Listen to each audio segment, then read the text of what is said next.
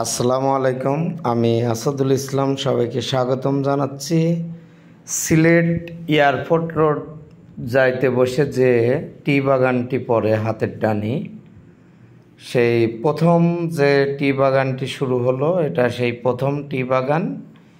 আর এই টি বাগানের ভিতরে একটা রাবার কারখানা আছে। রাবার কারখানার ভিডিওটি আমি করি নাই। তো সিলেটের যে প্রথম শহর থেকে আপনারা এয়ারপোর্ট যাইতে বসে যে টি বাগানটা পড়বে হাতের ডানে, সেই প্রথম যে টি বাগান, এইটাই সেই টি বাগান। এই টি বাগানের ভিডিওটি আমি করছি। এখানে আসলে অনেক ভিতরে গেছিলাম। এখানে কোনো বাড়িঘর তেমন নাই, কিছু সাঁওতাল পরিবারের লোকজন থাকে ওখানে। এরাই এখানে কাজকর্ম করে, এসব টি বাগানে আর কি, ওরাই দেখাশোনা করে। ওদের সঙ্গে যাই হোক আমি কথাবার্তা বললাম।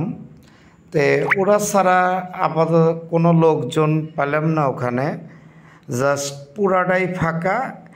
এবং এখানে যে টি বাগানে দেখাশোনা করে ওরাই অ্যাকচুয়ালি দেখে, তাছাড়া যারা টি বাগানের কর্তৃপক্ষ ওরা তো আসলে নাই। এবার এখানে অনেক দিন পর পর আসে তারা, এটাই আর কি। ওদের কাছ থেকে আমি ইনফরমেশন জানতে পারলাম এবং ওরা এইটাই বলল যে আমাদের মালিক পক্ষরা এরা বছরে এক আধ দিন আসলেও আসে, জাস্ট ওরাই সব নির্ভরশীল। আর যারা কর্মকর্তা আছে, ম্যানেজার আছে, এরা সব দেখাশোনা করে।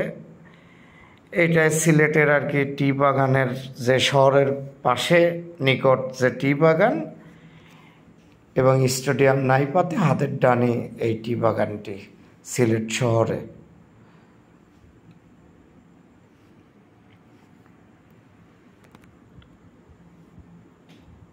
সিলেটের টি বাগান, এখানে কিছু রাবার গাছ আছে, এগুলো রাবার গাছ।